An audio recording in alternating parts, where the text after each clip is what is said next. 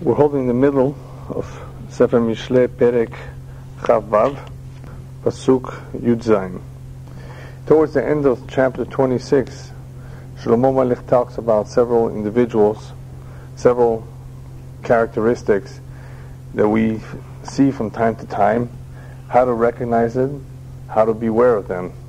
And he begins as follows: Mahzik be'oznei chalev over mitaber ariv lolo. As he translates it here in English, a passerby who becomes embroiled in a quarrel that is not his is like one who grabs a dog by its ears. What happens when you grab a dog by its ears? He's going to bite you. In the same way, you want to be careful not to get involved in an argument that has nothing to do with you or with your life. In other words, you're not a part of it. You hear two people arguing. Sometimes it's tempting to get involved, especially if you yourself are upset once you heard the story. So he tells us that it's better to just stay out, because it's like holding on to the ears of a dog. You're for sure going to be bitten. You're going to get hurt. You might even get embarrassed. The word over could mean either somebody getting angry himself, wanting to join, or one who's just a passerby listening in. As they say in English and in other languages, it's better sometimes to mind your own business and to not get involved. The only exception to that, however, is when you can really help, when you can really calm the situation. But if all it's going to turn out to be is more of an argument, more of a fight, then things can get out of hand, and it's very difficult to avoid being bitten. So why get involved? It's not necessary. That is the idea that Shlomo Melech is expressing over here, that a lot of people sometimes feel that they need to say something when what they're about to say is really not going to help. It's only going to make things worse for everybody. It's important too to not get angry, to as much as possible to control oneself when you hear about a case that upsets you. Because if you yourself get upset and get angry, it becomes tempting to want to join and to want to do something about it. So it's very difficult, but if one did hear or did observe something, it's not to his liking, it's best to just keep out if it does not really involve him, especially when there's nothing that he can do about it. Unless, of course, he can help in some ways. Many times one gets involved, he only makes the situation worse, not any better. Sometimes when you just leave a situation by itself, it dies down, as we will see another pasuk soon. If you don't add anything to the fire, it will die down. It will not have enough fuel to keep on going. So sometimes it's just best to stay out so that it should die down, because the more people will get involved, it's like adding more fuel to the fire. It's not going to go away so quickly. The next pasuk, Kemitlahleha yore zikim chitzim v'mavet. Here he translates it like one who wears himself shooting firebrands, arrows, and death. There are people who try to do some target practice, and they shoot all sorts of dangerous things in the air just to try it out. But even though all they're doing is trying it out, what they have in their hands is still something dangerous. People can get hurt. There have been many stories of people having been hit by a stray bullet, by shotgun pellets, just because they were too close to the firing range. So even though the person who's firing, who's throwing all these dangerous fireworks in the air, all these arrows of death, nevertheless, even though he doesn't want to hit anybody, in the end it's very possible that somebody will get hurt. So he compares the individual who's just trying to sharpen his shooting, to an individual who cheats others, and once he's caught, he says, I was only joking. I didn't really mean it. Some people try their best to fool others, to cheat others, until they're caught. Once they're caught, they justify it. Oh, they were just trying something out. They never meant it to begin with. They were only joking around. This pasuk, describes an individual who is not responsible. He's throwing all sorts of dangerous weapons in the air which may hurt someone. And then he says that he was only trying. He wasn't really serious. He didn't really intend to hit someone. But in the end, that's what could happen. There are people who play with fire. There are people who do dangerous things. And people get hurt as a result of their actions. Ken ish rimah et re'ehu, there are individuals out there whose intention to begin with is to cheat, is to take from others whatever they can. And if they're caught, they're saying, we didn't really mean it. Otherwise, how do they cover it up? Nobody wants to admit that that's what he intended to do. So they said, mesahekani, all I'm doing is I'm playing. In other words, had he not been discovered, he would have succeeded in cheating someone else. The way to cover up his tracks, he says, I was only playing around. Why does he tell us this? Because there are individuals like this. There are people in all generations, not only in the time of Shlomo HaMelech, who are out there to get you. Believe it or not, I don't want to depress anybody. I just want you to be aware of these things. A lot of what Shlomo HaMelech says is advice. Just like in Pirkei Avot, we have good advice by the rabbis who went through all sorts of experiences in their own generation.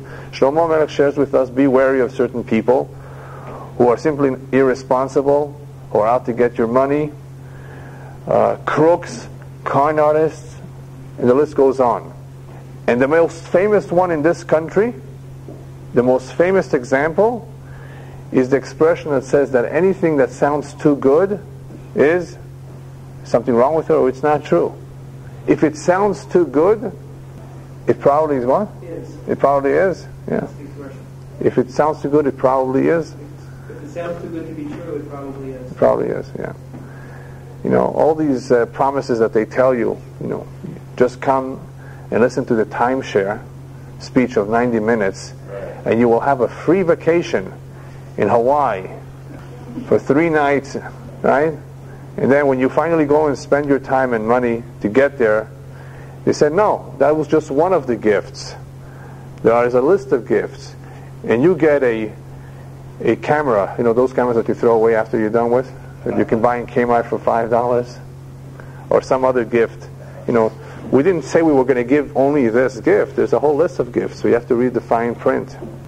So that's what happens a lot. People take advantage of others, and the whole kavanah melechatchila, the intention all along was to steal. Now, when we're talking about stealing, sometimes it's not clear that their intention was to steal. In this week's parasha, we find lotonu, to be careful not to cheat, not to mislead. A person can claim, I never intended to cheat him. This is what, these are the facts. I sold him the car as is. I didn't really know that the transmission was going to go after a block or two. I told him as is because it's a used car. Rabbis tell us, Kol advarim, kol davar hamasur lalev, ne'emar bo v'yareta me'Hashem Elokecha. You will find additional words v'yareta me'Hashem Elokecha attached to certain mitzvot, certain prohibitions. Don't do this, okay, and then fear God. Why? Because many times the dvarim hamesurim lalev, nobody knows except for the individual that you know the truth. Nobody can ever prove it that he didn't know that the transmission was going to last for a couple more blocks. You're not allowed to sell a car as is to another Jew if you know of a problem. You are misleading him. You are cheating him. But it's very tempting. And we have to understand why it's so tempting. Why are people so, tempted to mislead and to cheat and to make a few more dollars, al-cheshbon, in other words, on account of someone who is naive and does not know. There are a lot of people who are naive, a lot of people who do not know, and they fall for it. So we need to understand a little bit what's going on. Shlomo HaMelech is aware of them. He's warning us. And we're going to talk a lot about these individuals tonight. But first, a little bit about stealing or cheating. Rabbis tell us when it comes to cheating or stealing money, right? Ruban begezel. The majority of people in this world will fail the test. It's incredible to hear this statement by the rabbis. The rabbis tell us that there's 3 areas where people fail. There is gezel, taking other people's money. There is arayot, acts of immorality or lack of modesty. and there's Lashon Hara. And there's others. They chose these three. And the rabbis tell us, Ruban begezel, mi'ut be'arayot, ve'kulam be'avak Lashon Hara. The majority of people fail the test of gezel when it comes to other people's money. Some, not too many people, fail the case or the challenge of immorality. And just about everybody fails the test when it comes to the dust of Lashon Hara. Not Lashon Hara, but speaking about others, giving over information that perhaps is private, that is not necessary. That's maybe avak Lashon Hara. An example of avak Lashon Hara is somebody asks your opinion about someone, and you make a face. You made a face. You didn't say a word, but you made a face that the other one understands what your feelings about this individual are. So that could be, of course, a problem. So you have to be careful even with that. It should not come across as negative. But gezel does not only mean holding somebody up with a gun to his head. Gezel could also be if you owe somebody money and you simply delay, push it off. The check is in the mail and the check is not in the mail. I'll pay you tomorrow, and you push it off, and you have the money we're talking about. You hired someone to do a job. You don't want to pay him immediately for whatever reason.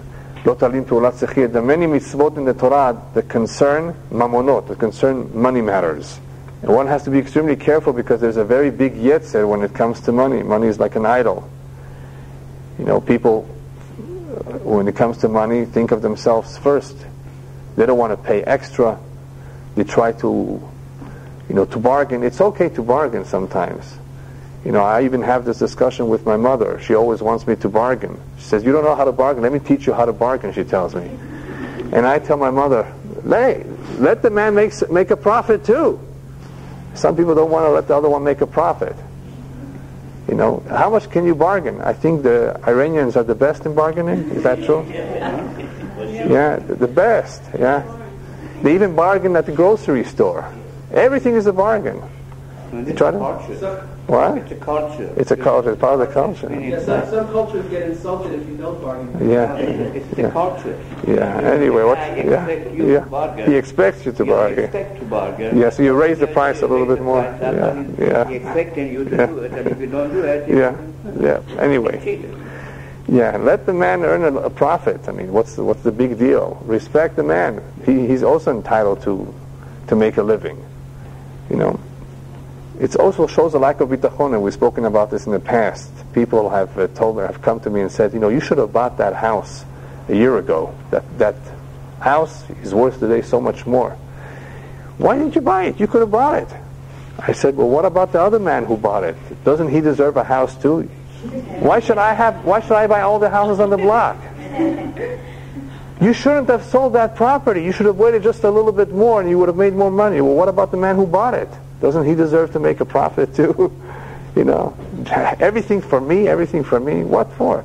Yeah, because the yetzer of the individual, the yetzer for the most part, loves money. Either it gives him security. It's a false sense of security. Money doesn't bring happiness, right? Money doesn't really bring security. There are a lot of people who have lots of money and they're running around with bodyguards the whole time. Yeah. And the more properties, the more worries. But nevertheless, it's a big yetzer. It's a big problem. Another quick example, just a few quick examples. You come into somebody's house in New York or in Israel. I intentionally did not say Los Angeles. You'll understand why. And you're invited, you know, come in, you visit him, you pick up the phone and you make a phone call. And the phone call is across the street, a block away. In some cities, every phone call costs money. In LA, that's why I didn't use LA as an example, it doesn't cost money if you're within the zone. You can call 1,000 times, and you can speak a whole day, and some people do that, you know. You speak a whole day on the phone, and it doesn't cost a penny. All right. So here not, but other places, you can't just, is it okay for me to use the phone after you've already picked up the phone and made the phone call? That's taking somebody's money. It's gezel. At work, somebody's at work, and he takes a long lunch break. He takes a coffee break in the morning, a lunch break 2 hours later, another coffee break in the afternoon. He barely works. That's gezel from his employer, right? The various forms of gezel. Butchers have a big challenge. My father-in-law, Allah Shalom, used to tell me, they would mix, not him, they would mix all sorts of meats. the cheaper meats. In the ground meat, it's all grounded up. You wouldn't know what you're getting. A little bit of fat, a little bit of bones. And what you really have is a salami, not meat, mixed up. And that's gezel. And in the olden days, in the scales, people would cheat on the scales. There are inspections for scales because of that, even though today's scales are mostly digital. There are many areas in life where people can steal, take what belongs to somebody else without his permission. All of this is gezel. And here we're talking about individuals who want to cheat. Ish rimait re'eu. He wants to cheat his friend. He wants to take that which belongs to his friend, or he wants to mislead him, giving bad advice when you know something is not good. Don't buy that property. It's not worth it. Why did he tell him that? Because he's going to go around his back. He wants to buy it for himself. This happens in the real estate world. They ask this man, somebody asks somebody else's advice. Well, what do you think about this? This is not good. It's not a good investment. As soon as he heard about it, he went to the broker and made an offer. Various forms of gezel. They're all called gezel. So because we have a problem of gezel, rabbis tell us a very important rule. Kabdeu v'chashdeu. Be very respectful of everybody, but be suspicious. And there was once a rabbi who was very respectful and suspicious of people, but he used to invite people over. He used to have them as guests. They would sleep over, and he would put them in the attic. He had like a loft.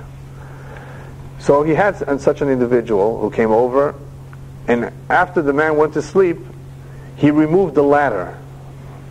There was a ladder that goes up to the second story to the loft. He removed the ladder, and he went to sleep. In the middle of the night, he hears a bang. Somebody fell to the floor. And who do you think it was? The guest.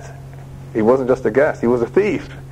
He fell down to the floor with a bag of whatever things that he had collected in the attic, and he was going to run away in the middle of the night. So the rabbi, of course, got up, the host, see, I knew to suspect. That's why I took away the ladder.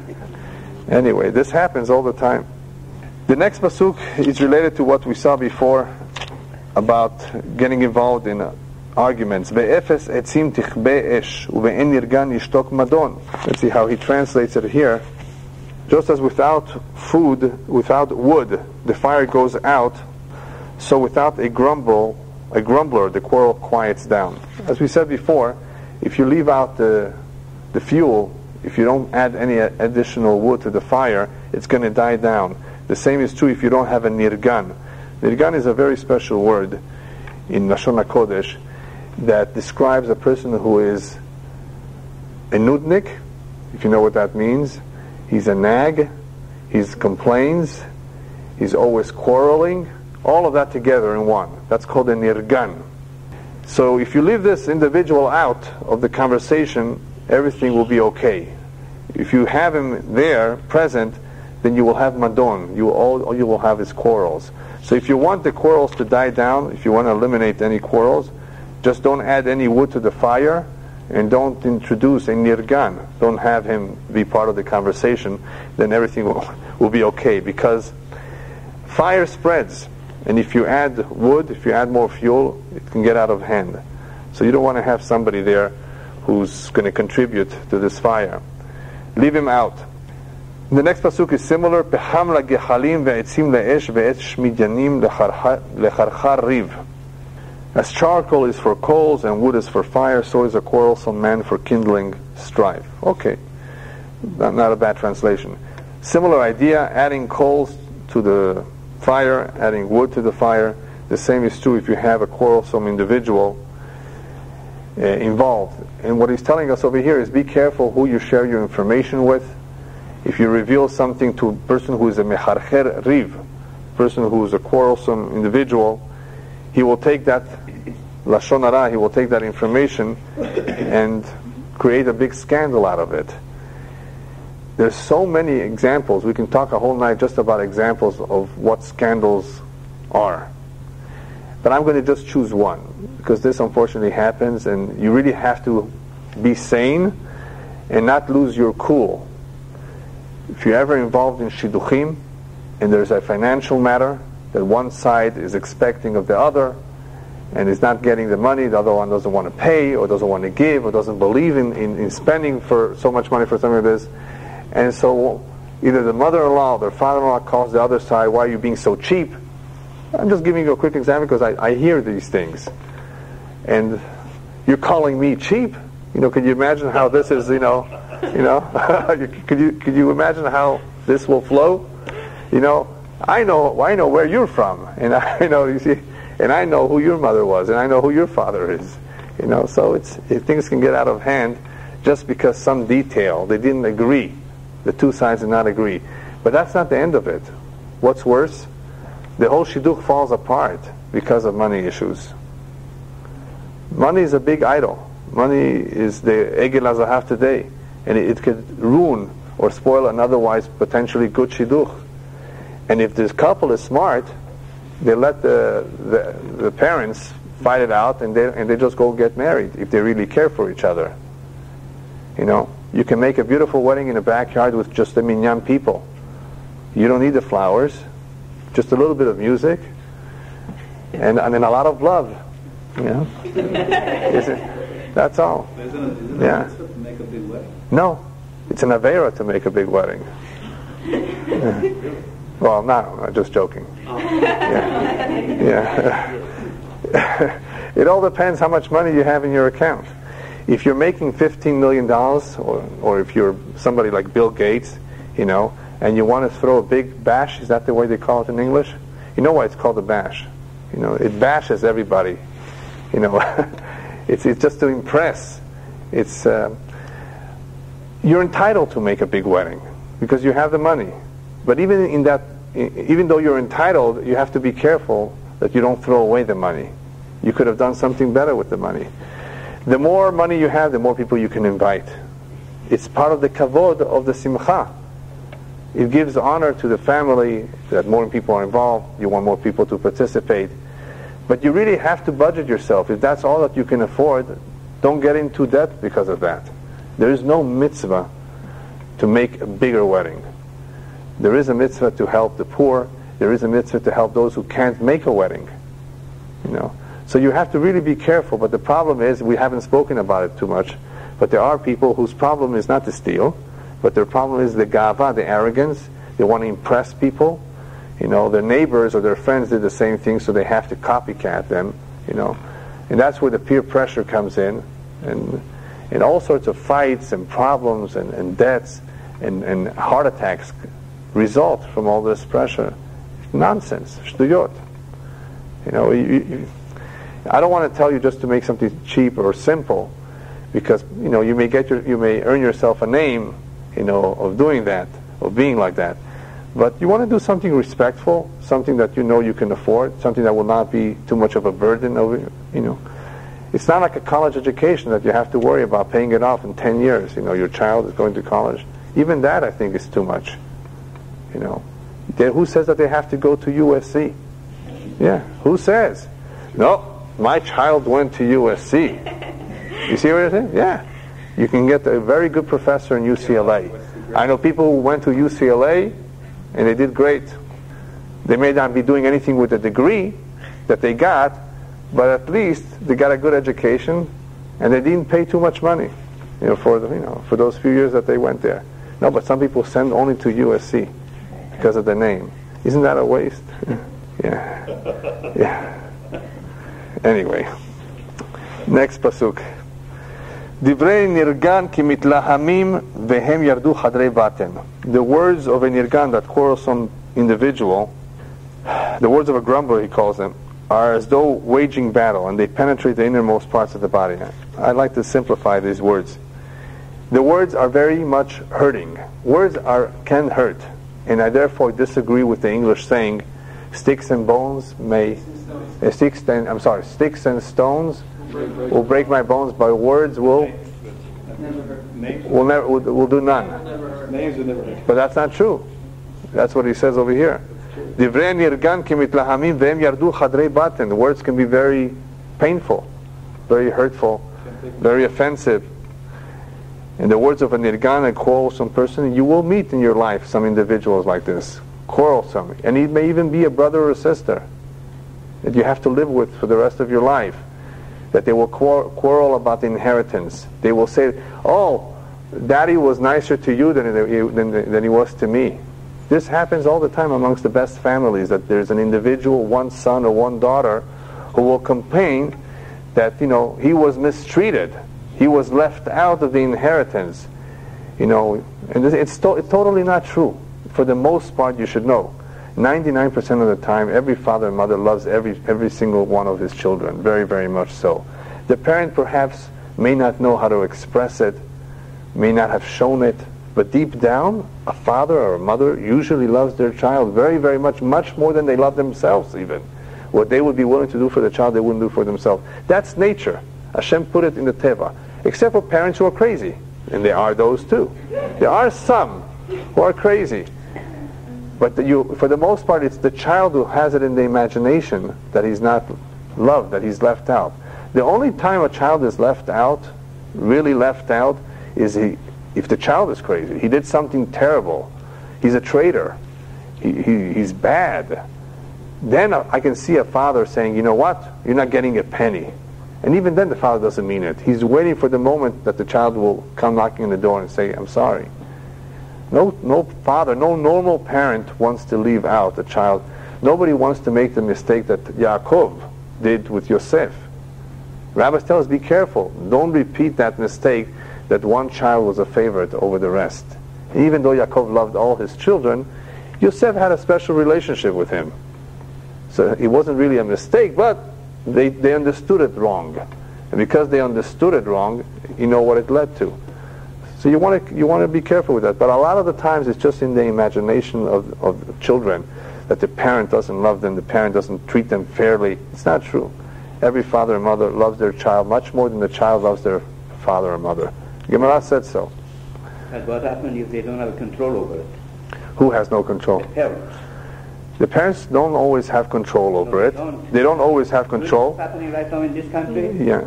The parents... They give the money to their son. When they come over, the son grab it and doesn't give it to even the parents. That's right. Yeah, I've heard of parents being kicked out of their own home after they deeded the property in their life to their children. Yeah. Not a Jewish family, right? Yeah, Jewish family. Yeah. In this country. Yeah. In other countries, they wouldn't have done that. But in the American mentality... No, it's not American mentality. That Persian too? No, the Persian... American mentality is because everybody is living in your own hell, is in own jail. Yeah. In Iran, you cannot do something like that. No, they would never do that. Because everybody is going to finger on you or something like that. You cannot do it. Yeah, over there now. But if they came to this country... When they come to this country, one is living in that place, one is living in that place. One doing he doesn't understand, hey, a lack of sensitivity. But again, people look at money as an idol, and some people are willing to sell their parents for their money. Yeah. Well, what about the halakha of the firstborn getting double portion? Yeah, that's always true. Yeah. How do you reconcile that with It depends how the inheritance is handled. A father is allowed to give gifts during his lifetime, as long as he does not call it an inheritance. Otherwise, he would have to give double to his bechor. Yeah. Yeah, but let's not get off the subject too much. Yeah. Kesef sigim metzupeh al chares sefatayim dolkim velev ra. That's another very important pasuk. But actually, you know what? Before we go to this pasuk, maybe we should talk a little bit more about the quarrelsome person. Sometimes in one's own home, the husband or wife has a temper. Oy vavoy if the two have a temper. Imagine two Leos in the house, or two individuals who have... but anyway, it's very important for the one who has some... You were talking about control. Here's a positive form of control. Person who has a little bit sechel, and he wants... dangerous. They start saying things that they later regret, maybe not, but they say things that are terrible, painful, difficult to repair. So if you have a little bit of sechel and things are getting out of control in the house, take control. One of the ways of taking control when there's an argument is lowering the tone. Very important point. Try to extinguish the small fires before they become big fires. We don't want to give anybody who's a quarrelsome person by nature, we don't want to give him an opportunity to lose his control. Because these people do not know how to control themselves. That's their nature. It's a problem. So those who are a little bit better in that midah, in that characteristics, the ball is in their court to take charge and lower the tone. Or not add fuel to the fire. As I've spoken before about those sun signs that have this problem of kas, of anger, that they anger very quickly, it's just best to wait it out until they cool down, until they calm down, instead of fighting with them, because you're not going to gain anything. You're just going to make it worse, it's going to go on, and people's feelings are going to get hurt. It's just better to keep quiet sometimes. This nirgan, this quarrelsome person, by the way, is more dangerous than a ka'asan. A ka'asan is a temperamental person. He gets angry often. He says things that he shouldn't say. But a nirgan is much worse, because one thing will lead to another. He will use the information that he receives to pick on another fight. We're not just talking about a ka'asan here, we're talking about a nirgan. Nirgan is an individual who's quarrelsome. In other words, he's always looking to pick a fight. So we don't want to give this kind of people opportunities to put words in their mouth. It's just better to leave them out. Sometimes you don't want to share information with them. It's very dangerous. You know, if you say to someone who you don't trust that he can keep a secret, but you figure maybe this time he will, don't tell him, oh, by the way, don't tell anybody. Because he will tell someone just because you told him not to say. There are people like that you can't really rely on them, and you don't want to share this information with them. Lashon hara spreads very easily, very quickly, and if somebody that you suspect will talk, don't share it with him, because the walls have ears, and as Shlomo Melech says in Kohelet, ve'of hashamayim yolich takol, and the bird in the sky will take the words. Somehow it's going to get out. Husband complains to his wife, I told you not to say, I told you not to tell him, I told you not to tell her, or whatever it was. It's not that they're so bad that they want to tell. Sometimes they forget that you told them to keep it a secret. They really, it's a secret, but they forget that it was secret. And we know where this happens. I just heard of a story of an individual who got engaged, and the husband just made a good investment. And the wife tells the husband, why don't you tell your son, why don't you share with your son what you just did, what you just accomplished, what you just bought? Because if you don't tell it to him and he hears it from someone else, he's going to feel terrible. He says, I don't want to tell it to him because he's going to tell his wife. He's going to tell his fiancée. And what do you think what happened when he tells his fiancée? Her parents are going to find out. They're going to want more money. He says, don't worry about it. He's not going to tell her. So he tells his son, and he warns his son, don't tell her. What do you think happened? He told her. And what do you think happened after that? They found out. And they came back. We knew you were lying. We knew you had more money. You see? You have to be very, very careful. If something is meant to be a secret, don't share with anybody. Otherwise it's going to easily get out. The walls have ears. Yeah, the walls have ears, yeah. Alright, the next pasuk, Kesef Sigim. כסף סיגים מצופה על חרס, שפתיים דולקים, ולב רע. Burning lips and a wicked heart are like silver dross overlaid on earthenware. A little bit difficult, but I'll simplify it, simple English. Kesef Sigim is not refined silver. When you use that kind of silver to silver plate cheres, earthenware, you can easily tell that this is not real silver. You can easily tell that it's not fine silver.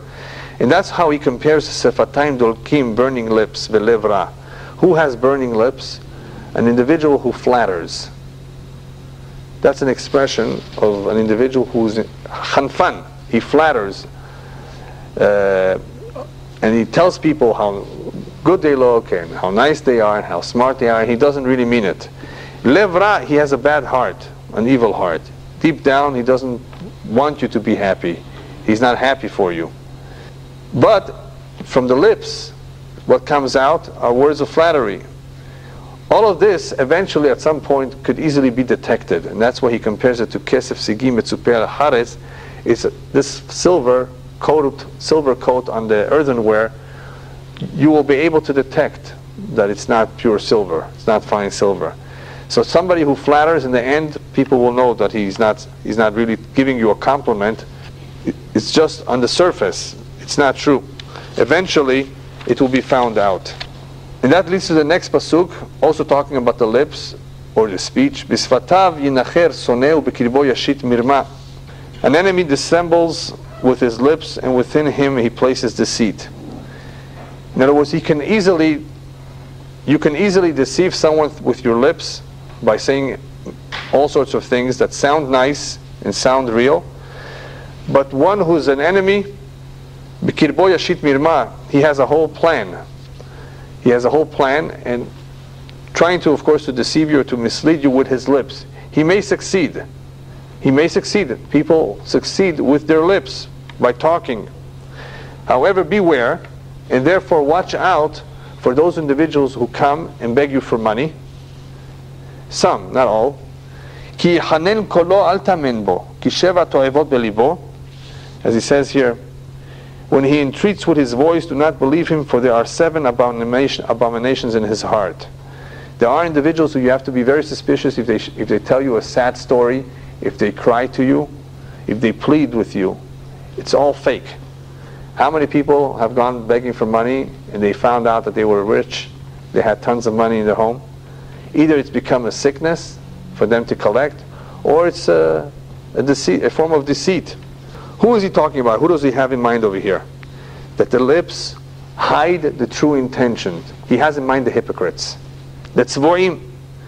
One has to be extremely careful with tzvoim. And how can you be careful? You have to look at them carefully, listen to them, investigate it, because there are such individuals out there. Yanai Melech, one of the kings, the Greek kings, who was in the Middle East, including Eretz Israel, for a certain amount of time, tells his wife, let me give you some advice. You have nothing to worry about the Prushim, and you have nothing to worry about those who are not Prushim. Prushim was a name given to those who were very religious. Don't worry about those who are very religious. They won't harm you. Don't worry about those who are not religious at all. They won't harm you. You can tell who they are. You know who you have to be concerned about? The tzvuim. Those that appear to be prushim, but they're not at all. From them you have to be wary. From them you have to be very careful. The hypocrites. Only from them. There was once a father who, right before he passed away, called over his son and says, I want to give you some final instructions. Of all the people in the world, just be careful of the tzvuim, of the hypocrites. And let me give you one sign on how to detect if somebody is a hypocrite. If he says something which sounds too exaggerated, too unbelievable, or an oversensitivity towards something which is not normal, be suspicious. Just be careful with that and you'll be fine and you will be successful. Just be careful with these people if you meet up with them. This young man married an orphan girl who was poor, and he of course was wealthy. And in the first few years of their married life, he didn't suspect anything. But then he started suspecting. Why? Because every time he asked her to go on a trip with him, business, vacation, she says, no, I'd rather stay home. I don't want to be seen by people. It's zelot sanua, it's not mares for men to look at me. He says, wow, he didn't know he married such a tzaddiket. So right, she doesn't want to be seen at all by people. But I guess he figured maybe she's like that. But it was very, very strange. And he started suspecting her because he remembered all of a sudden what his father told him. If it sounds too much, too sensitive, be suspicious that maybe you're dealing with somebody who's not real. So he decided he was going to test her out. Now, I don't want all the men here to test their wives tonight. Okay? Baruch Hashem, hopefully you married someone who's a tzaddiket, an eshet chayil. And for the women too, don't test your husband so quickly. But he had no choice. He was following his father's instructions, and he told his wife, you know what, my dear wife, I'm going on a big trip right now. I wish you can come with me, but you're a tzaddiket. You're going to want to stay home. She says, right. So I'm going to be gone for about a month or two. So I have a great trip.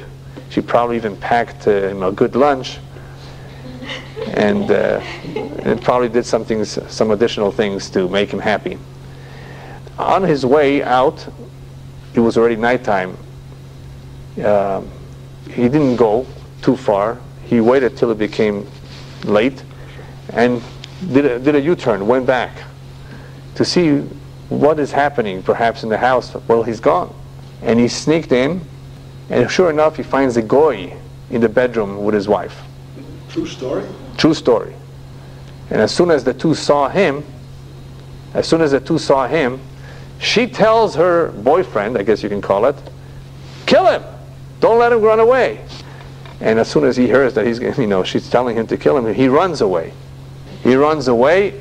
He was so depressed that he decided that he's just going to sleep in the street. And he sleeps on the bench. It just happens to be that night somebody broke into the treasury of the king and stole some jewels.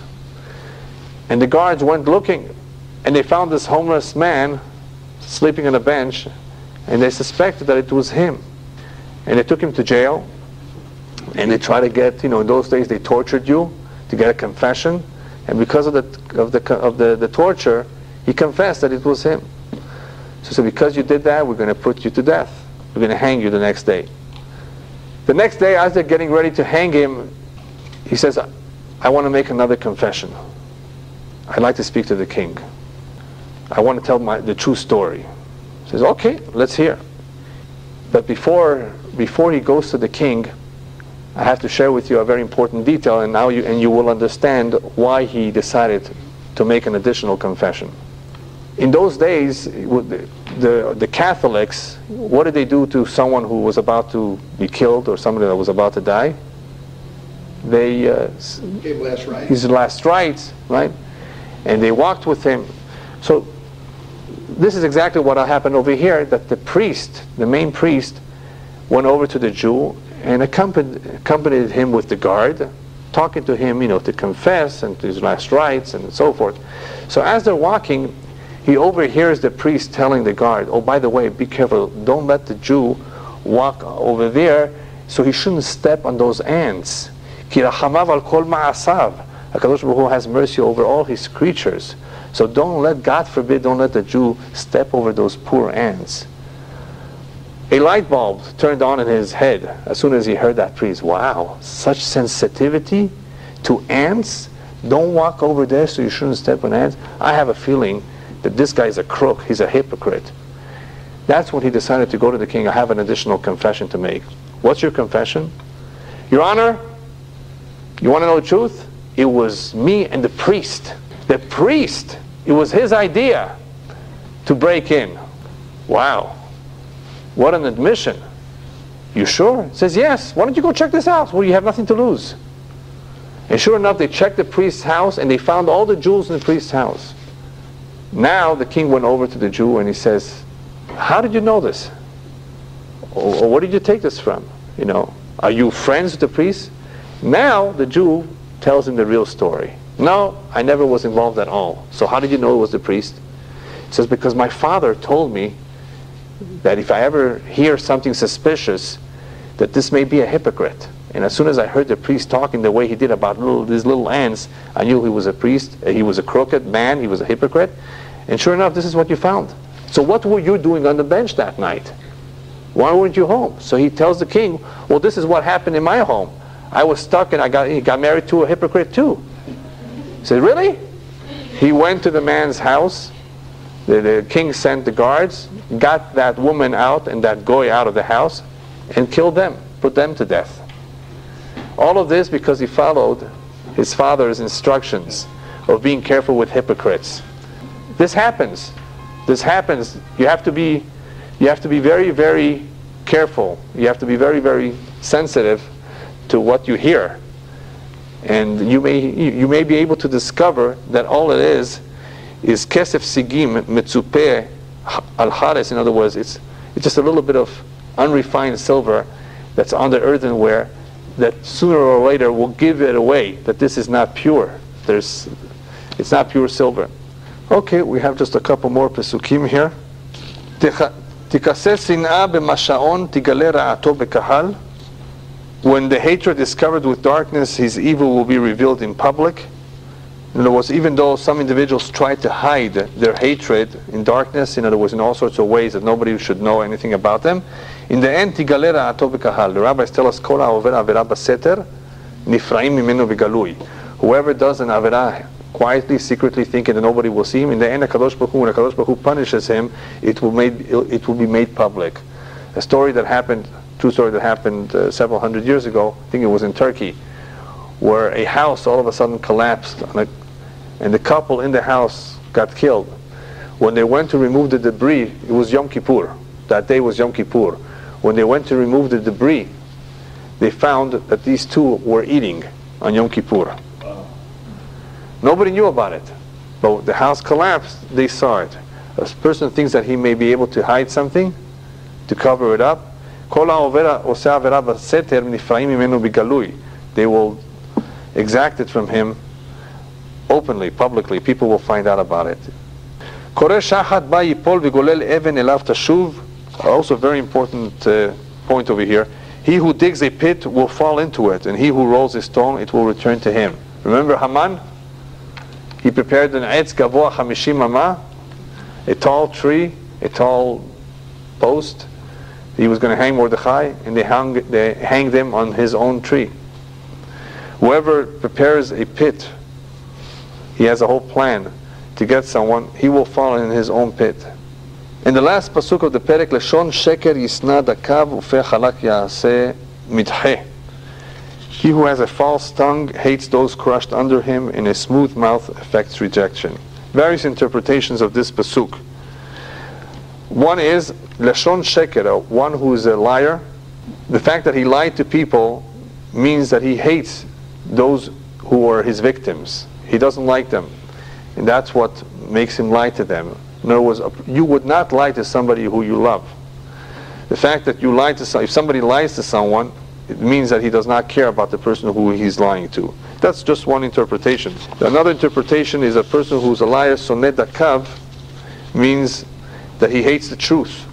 A person who has gotten into the habit of lying will have a difficult time doing teshuvah, because he has become so distant from the truth. Teshuvah means to acknowledge the truth, and therefore a person who's a liar will have a difficult time doing teshuvah. Therefore, the rabbis tell us to be very careful with lying at all. The Torah says midvar sheker tirchak. It does not say that about any other sin, about any other midah, any other characteristic. From sheker tirchak altogether. Altogether, completely. You have to be very careful. The only time you're allowed to lie, there's a few exceptions, is to tell your wife that she's the most beautiful woman in the world. That Miss Universe pales compared to you. As the Midrash says, all women are monkeys next to you. Yeah, I'm quoting to you words of the rabbis. But he has to believe it too, not just to say it, right? Well, why is this? Why are you allowed to say this? And why should you say this? Why are you allowed to say it? Because first of all, every beauty is in the eyes of the beholder. And to that chatan, and to that man, his wife is a beautiful woman. Even though you may not think so. You tell him that you, as we say in Hebrew, you chose a number 10. You really have good taste. That's part of the mitzvah, l'sameach chatan v'kala. So that's why you're allowed to say it. And why should you say it? Because it makes a person feel good and appreciate it, if they are, if somebody likes them. It's a mitzvah. And you know what? It doesn't cost any money. It's very easy. So don't be stingy when it comes to compliments. When it comes to gifts, don't be stingy either. But when it comes to compliments, every day, if possible, every single day, why not? It makes a person feel good. It can change a person's mood. They woke up that morning on the wrong side of the bed. Right? She or he. If you go over to them and give them a hug, or perhaps 2 hugs, it's even better than 1, right? It can make a big difference. The whole day will turn out to be a different kind of a day. Comes home from a long, hard day, the wife makes her husband a warm meal, sit down. Instead of yelling at him, you never help me with the kids. You always, coming late. Some people are not careful, and they spoil an otherwise good relationship by saying things at the wrong time. Your husband has just worked for 10 hours straight. He's hungry. He's tired. Wait a half an hour. So it takes a lot of intelligence. It takes really a certain amount of training too, to be able to do the right thing at the right time. But because all these words and acts can make a difference in a relationship between husband and wife, between parents and children, between two human beings. Words are powerful. Words. We said about words before that they don't do anything. They do a lot. They can be hurting or they can be encouraging. So that was the other idea over here of being careful with lies. Lies is a terrible midah, because if somebody gets used to it, it's very difficult to get rid of it. Unless he's lying, as we said before, for a good reason. Another interpretation is that an individual who is humble will not lie. A person who is really humble knows himself, has nothing to hide, and therefore will not lie. The second part of the pasuk, Ufeh halak yaseh midcheh, that is a smooth mouth, a smooth tongue affects rejection. A person who flatters believes that he can be on the good side of the individual. He can be his friend. He speaks nicely about him, speaks nicely to him. You should know that at the end, this kind of a mouth will affect rejection. People will eventually figure this out. They will know that he's not for real, and people will become distant from this individual. It will have the opposite effect. But what I would like to add over here on this last pasuk is that the commentaries tell us that unfortunately there are individuals out there that dohim, that they mislead other Jews by discouraging them, by making fun of them. What that means is that a smooth talking person can easily pull away Jews from their roots, from observance of the mitzvot. Who are we talking about? What kind of people? The cults. The various cults that are out there, and many Jews are members in those cults, misleading other Jews. Come and join us. And the only way this can happen is if the Jew who's being misled is ignorant of his tradition. That's the only way it could happen. The greatest enemy of the Jew is ignorance. The greatest defense is therefore to learn Torah, so we know how to respond to these individuals so that we should not be misled. A father has to be prepared to tell his son, why not marry a shiksa? Why not marry a non-Jewish girl? But if the father was never observant himself, never respected Judaism, he doesn't have what it will take to convince his son, who's already in love, which was a whole subject that we spoke about before, the subject of intermarriage. Ignorance is the greatest enemy of the Jew, and the knowledge of the Torah is the best defense. And the more a Jew prepares himself with this knowledge, he will not only be able to defend himself, he will be more equipped to give over this beautiful tradition, B'ezrat Hashem, to his children as well.